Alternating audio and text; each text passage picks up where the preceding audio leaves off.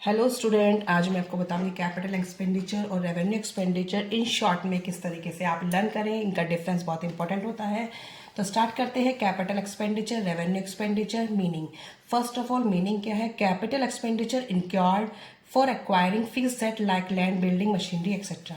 जो capital expenditure है वो एक्सपेंस किया जाता है, इनक्योर्ड मीन्स एक्सपेंस किया जाता है एक्वायरिंग फिक्स सेट्स को परचेज करने के लिए, लाइक लैंड, बिल्डिंग, मशीनरी। जितने भी फिक्स सेट्स हैं आप उनको परचेज करेंगे, जो भी खर्चा आप उन पे करते हैं वो कैपिटल एक्सपेंडिचर है। Revenue expenditure are incurred for meeting the day to day operation of the business, purchase of goods, salary paid, rent paid, wages paid.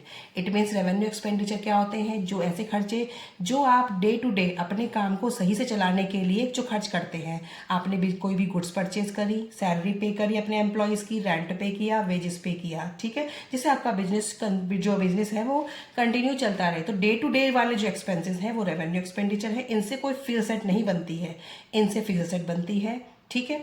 Benefit derived, अब इनसे बेनिफिट कैसा होगा? The yield benefit over a long period of time. इनसे जो benefit होता है वो आप लॉन्ग टर्म तक आप क्या करेंगे, उसको ले सकते हैं। They yield benefit in the same accounting year. Revenue expenditure जो खर्चे हैं इनका जो आपको बेनिफिट है वो उसी अकाउंटिंग ईयर में आपको मिलेगा, ठीक है।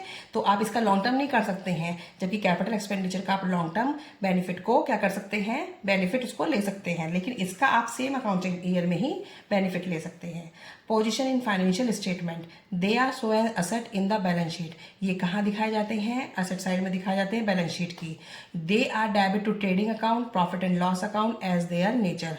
तो ये जो रेवेन्यू एक्सपेंडिचर है ये trading and profit and loss account में दिखाए जाते हैं, जिस तरह की इनकी नेचर होगी। अदरवाइज ये आपका रेंट है तो P&L में जाएगा, वेजेस है तो ट्रेडिंग में जाएगा। वो आपको पता है स्टूडेंट किस तरीके से फाइनल अकाउंट में इनको ट्रांसफर किया जाएगा। बस ये याद रखना है, ये बैलेंस शीट में आते हैं असेट साइड में, ये आपके trading and profit and loss में आते हैं अकॉर्डिंग अपनी नेचर के, ठीक है। पर्पस क्या होता है? Capital expenditure increase the earning capacity of the business. जो कैपिटल एक्सपेंडिचर है इनको खर्चा हम जो इस पे एक्सपेंस कर रहे हैं इससे हमारी अर्निंग कैपेसिटी बढ़ जाएगी, ठीक है। They are incurred for the day to day maintenance of the business.